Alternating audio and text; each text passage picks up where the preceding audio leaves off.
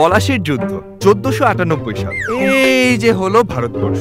Vasco da Gama আবিষ্কার করলো। British French duster ভাবলো ইয়ে নতুন ব্যবসা। তারা দিল নবাবদের সিকিউরিটি, নবাবরা তাদের দিল বাণিজ্যিক সুবিধা। ফলাফল টাকা টাকা টাকা টাকা।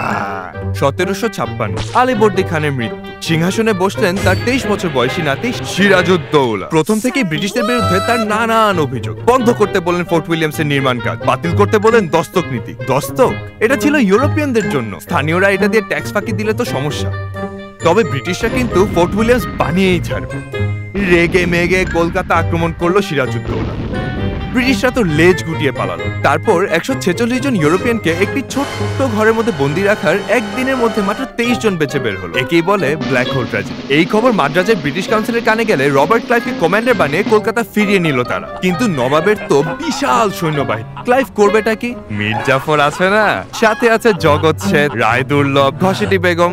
23 জুন পশ্চিমবঙ্গ পলাশির আমবাগানে যুদ্ধের জন্য দুই বাহিনী মিলিত হয়। মোগলদের আছে 30,000 সৈন্য আর ব্রিটিশদের মাত্র 3,000। কিন্তু মীর জাফরের বাহিনী যুদ্ধ না করে পাশে দাঁড়িয়ে দাঁড়িয়ে শুধু মজাই দেখে গেল। বেলা গড়িয়ে যাচ্ছে, যুদ্ধ চলছে, নবাব বাহিনীর কাছে ব্রিটিশরা দাঁড়াতেই পারছে। হঠাৎ নামলো বৃষ্টি।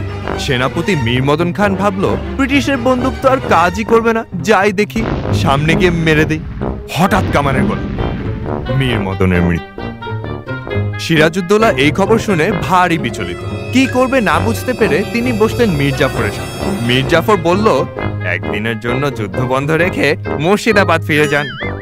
এই সুযোগে ক্লাইভ বাহিনী ঝাঁপিয়ে পড়লো নবাব বাহিনীর উপর, হারিয়ে দিল তাদের। সিরাজউদ্দৌলা তার স্ত্রী ও সম্পত্তি নিয়ে ছদ্মবেশে দৌড় দিল পাটনার দিকে, কিন্তু পথে খেলো ধরা।